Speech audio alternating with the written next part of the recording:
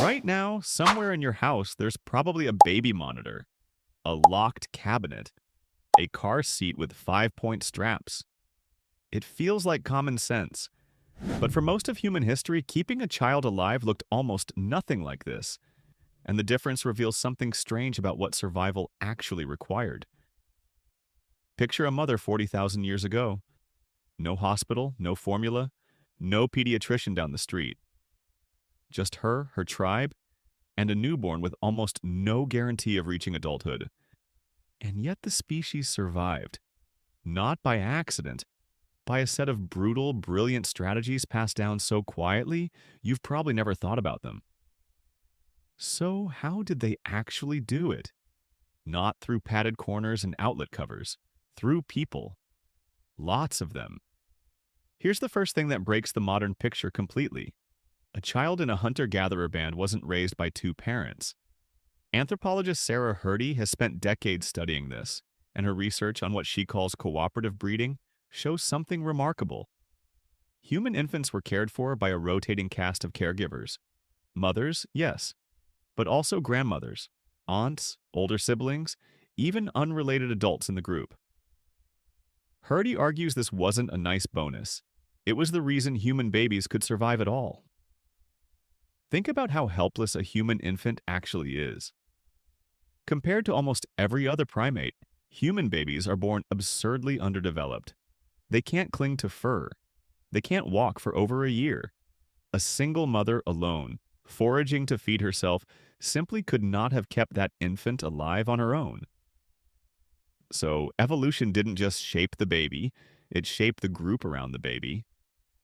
This is where grandmothers come in, and their role is stranger than most people realize. Anthropologist Kristen Hawkes proposed what's now called the grandmother hypothesis. She studied the Hadza, a hunter-gatherer community in Tanzania, and noticed something odd.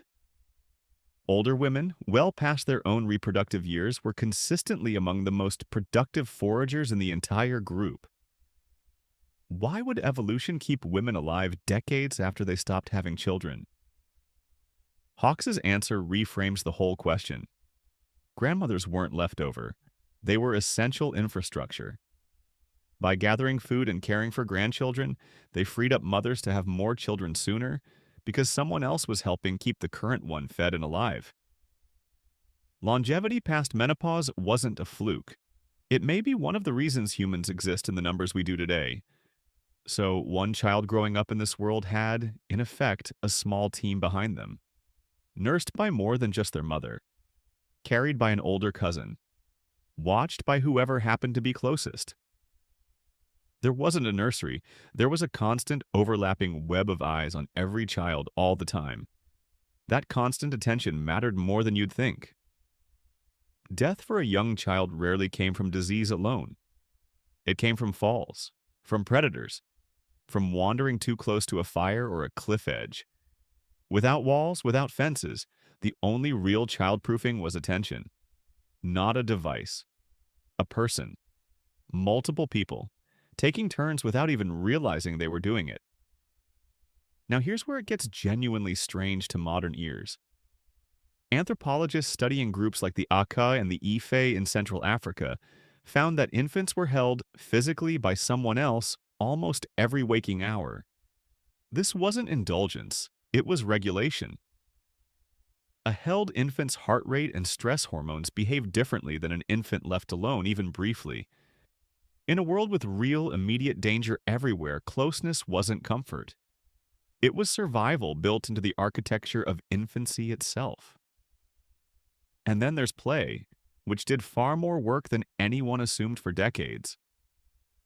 Anthropologist Barry Hewlett, who spent years living among AKA communities, documented how children were rarely given direct instruction.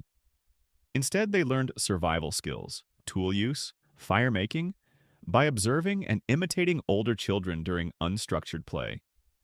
There was no curriculum, but by adolescence they had already absorbed what they'd need to keep themselves, and eventually their own children, alive. Which brings up an uncomfortable question. If children back then had no formula, no car seats, no antibiotics, why does it feel like they thrived despite conditions we'd now call unsafe? The answer isn't that ancient parenting was safer. Child mortality was brutally high by any modern measure. The answer is that risk was distributed differently. Today, one or two adults hold nearly the entire weight of keeping a child alive, and the system compensates with devices and rules. Back then, the weight was spread across an entire group, so no single failure was likely to be fatal. This is the part that should genuinely unsettle you.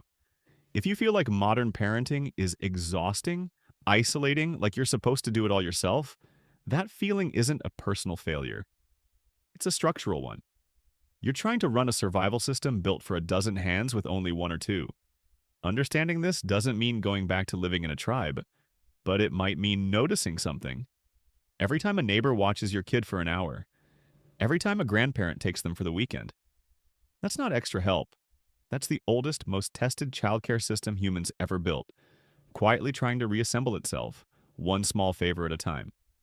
So the next time you feel like you can't do it all alone, remember this. For nearly all of human history, no one ever did.